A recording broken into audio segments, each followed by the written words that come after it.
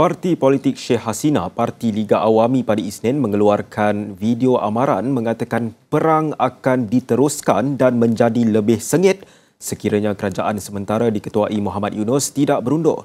Kenyataan dikeluarkan ahli politik parti itu, Jahangir Kabir Nanak, menyusul selepas bekas Perdana Menteri Bangladesh itu dijatuhkan hukuman mati.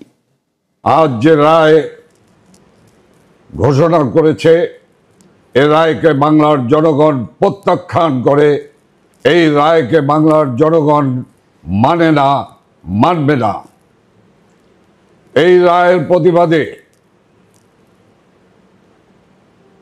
আগামীকাল সারা বাংলাদেশে সকাল সন্ধ্যা shutdown পালিত হবে।